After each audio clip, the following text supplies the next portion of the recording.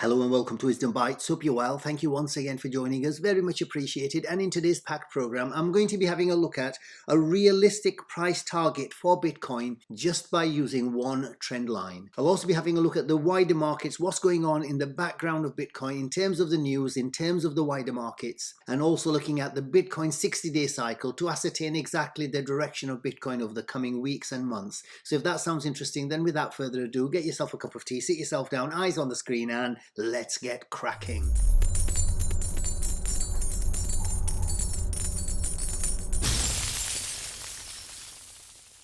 But before I begin, the usual polite reminder, please remember everything in my videos is just for educational purposes, so please always do your wider research before you make any investment decisions or any swing trade decisions. We're going to begin with the default chart here, and those of you with a very keen eye will have spotted something quite different on this chart, and that is, if you look in the right hand side here, what I've done is to actually add in a right translated cycle end to the bull market here. If it's going to be a right translated cycle, we're going to be going right to the end of 2025. So I've put a box here just for our visuals, just to make sure exactly what direction Bitcoin is taking. The more we move sideways, this is a monthly chart, the more it's looking likely that it's going to be the end here at the end of 2025, rather than what was perceived to be a left translated cycle over here. But with so much consolidation going on in this area, that consolidation, when it bursts out, could take us more towards the right translated cycle than a left translated cycle. So let's see how it plays out, but it's always good to have both options on the table. We're not here to be stubborn in our views of sticking to one. We're open, fluid and flexible as always. We'll always let the Bitcoin price dictate our narrative. So the question today is, what is this trend line which will give us a realistic price target for Bitcoin at the end of this bull market? So if we have this chart here on the BLX, so what we have with this BLX chart on the monthly time frame is that we've got about 4 peaks. The first one here at the end of 2013, then the second cycle ended here the 2017, and then we had the 2 tops here in 2021. So we can use these as a guide as to extrapolating the line from here all the way through to see when this bull market will end. So just using the tops of these peaks, if we draw a trend line to try and incorporate all of them to get some sort of an average figure up here, if we incorporate the tops of the 69, so what we have is a little bit of a fake out here and a little bit of a fake out here. But on the whole, with so many touch points, it does give us a realistic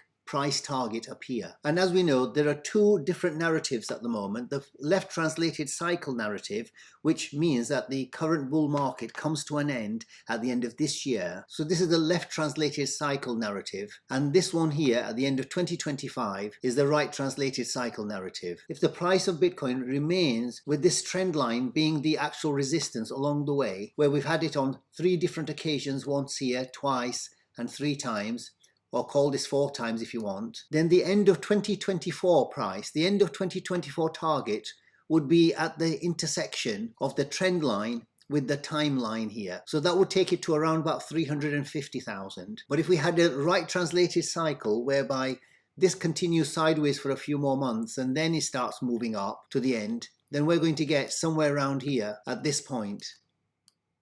And that's going to be around about 550, 560,000. And they aren't really very much far from many of the analysts who have been using predictive models of where the Bitcoin price could be. So this really gives us some sort of a ballpark figure of where we are. And just by knowing this, by one simple trend line, it tells us that we don't need to be shaken out at this point here. And as you may have noticed in the comment section of many videos now, with the sentiment changing one more time to being bearish again because we've just hit the 60,000, for many investors who can't control their emotions, they go back to the default setting that we've now topped out and we're now going to go much lower. So the cycle begins over and over again. But if we look at this one trend line, it tells you not to go down that road, because the higher probability is, based on the previous historical narrative of Bitcoin, is that we are on our way to either here at this point at around about 550, 560, or if we're going to have a left translated cycle, anywhere around here about 350 to 370. So when you zoom out, it allows you to put aside your current emotions, which is driven by the price of Bitcoin,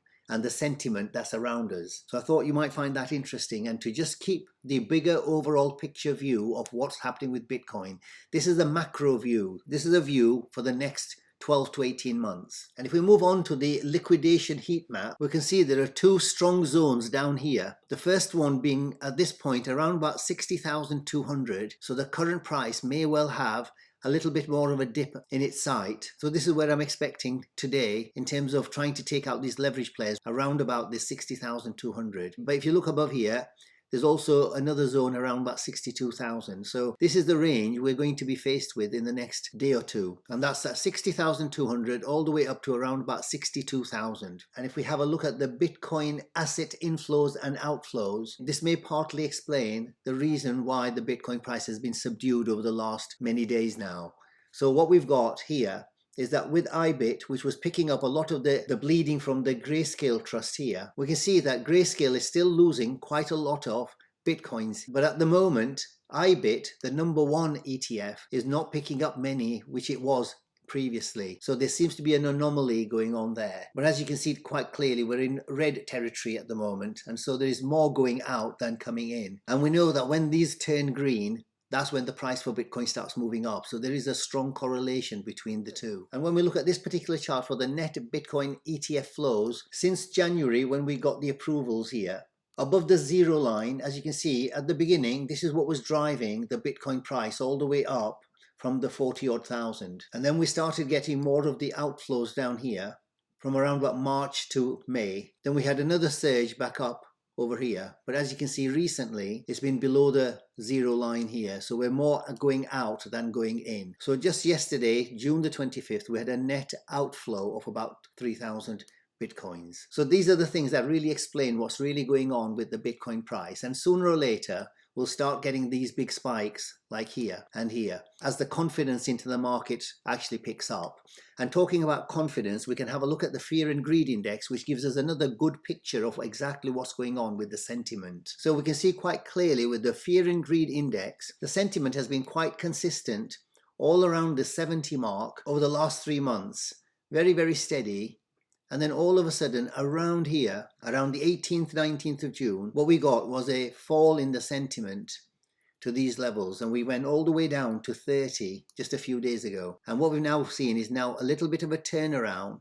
And we may well be having a double bottom here before we start seeing the sentiment return back to the 60, 70 level. So currently we're still in the fear category with 40. And it was only last month that we were at 72. So you can see these things can change very, very quickly. But certainly the sentiment is low. If you read the comments in most people's videos, you'll find that most of the people are becoming more negative again, leaving the space, selling out, all that kind of thing, as per normal happens. Once there is a capitulation on the sentiment side, and we may well have got that at the level of 30 here, then we might be able to look forward to blue skies ahead. And if we switch over to the 1 year fear and greed index, you can see we're creating very good market structure on the fear and greed. So we came back to the 30, the last time was around about September 2023, and we found exact support at that level here. So from a chartist point of view, this is a very good point to actually bounce off from. So this may well be giving us an indication, an insight. We may well have seen the bottom for Bitcoin. And when we have a look at the 60-day cycle, that may well be confirming a similar picture. Okay, moving on to the dollar. I'm looking at the dollar on the daily time frame. I've put in this symmetrical triangle here just to look at the dollar from a different angle. And that is, we're now coming up to a very strong resistance point here. And we are now currently right at that line. And at the current level of 105.9, so call it 106, it looks like it's either got to break up here, in which case the wider markets are not going to do very well in the shorter term, or if we get a rejection down here, we may well get a rally in the Bitcoin price as well as the wider markets. So something quite interesting to look out for with the dollar. Okay, moving on to the SPX. Despite the negative sentiment, we're still powering ahead. It's still going in the right direction here. We're coming to the end of the 60-day cycle around about the middle of July. So it may well be that we have a double top here before we start moving into a 60-day cycle low like we did here and we did here, etc. So whenever you get the 60-day cycle low, we always have a run down into it. So that could come back all the way down to here at 5,200. So we could have a big sell-off at this point before the next leg of the beginning of the new cycle. So this could be a touch and go here, where we have a run down from this point here, or whether we make another fresh high as part of a bull trap and then we come back down. And it could well come back to these levels instead of coming back all the way down here. So we could come back all the way at around about the 53, 54 level. And moving on to gold, what we've got is the establishment of this range here now with this gravestone doji candle. As I mentioned at the time, it may well be that we bide our time in between this range here. And this seems to be what we're doing. We're just consolidating a little bit like Bitcoin, because we broke above the neckline over here, had a very good run all the way up to this point, and it just seems to be the normal ebb and flow of a bull market, where we make a big rally, we come back and create a bull flag, and the consolidation of that bull flag, and that bull flag is the catalyst for the next leg of the bull market. So everything's looking very, very well. We have got these targets down here for gold, and it hasn't actually come back down to the 61.8, and it may never do that because the support is actually holding quite well at these levels here around about 2,300. But certainly gold is looking very bullish, and it may well have many, many months more to run yet. And similar position with the silver, although this one has now broken the support around here and may well be aiming for our target at this point around at the low 28s. And if we move on to the 60-day cycle for Bitcoin, what we've got really here is that Bitcoin seems to be wanting to put a bottom in for this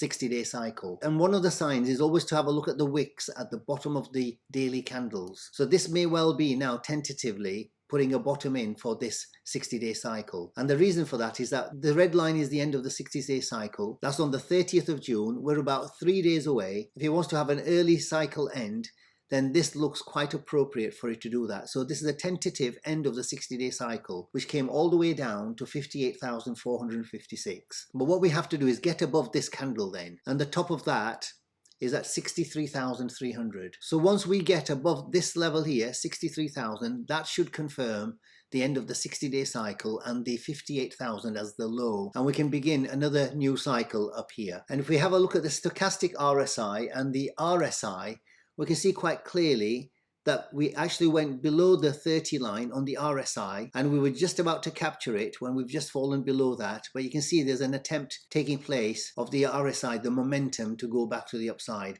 and the stochastic RSI is showing exactly that. We've gone above the 20 blue line, so the momentum is building up to start a new cycle over here. Okay, so I'm going to move on, just having a look at Bitcoin generally. We were expecting with the halving here, the close of that candle was around about 64,958. And the pattern that we'd identified from the previous 3 cycles, that once we fall below the halving candle, which is exactly what we did here, but once we recapture it with this candle, and remember, this is a weekly time frame, not daily or hourly. It's a weekly time frame. So once we'd recaptured that, historically over the last 3 cycles, that was the mark and the signal that we shouldn't go below the closing of the halving candle. But as we've seen quite clearly here, with this candle last week, we actually closed at 63,182. So it obviously broke the previous 3 cycles pattern of behavior. But as we do with everything, we keep open, fluid and flexible,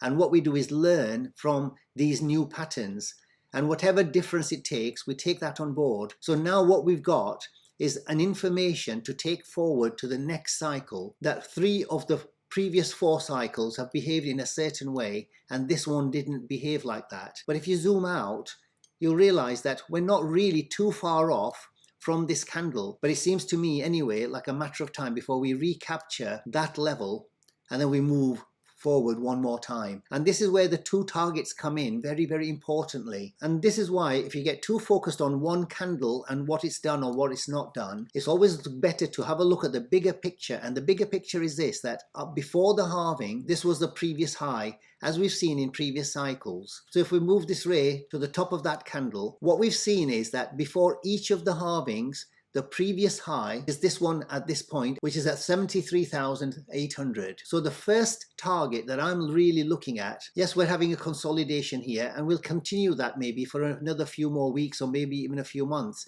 Whatever happens, the main thing is to look at the more important things, and that is that the high that we reached before the halving, this is your signal of the start of the parabolic phase of the bull market. And when we put on the pi cycle, you can see that the second confirmation of the start of the parabolic move will be when we move above this red line, and that is now currently at 92,300. We've been following this from about 86,000 here. Once the price comes up to that level, wherever that's going to be, looks like it's just turning a little bit to the downside. So wherever that's going to be, maybe now around about 98 or 100,000, but do expect some sort of a correction at that point as well before it breaks up above it, as has happened over the last 3 cycles. So that's your 2 targets. So those are the targets that we've got.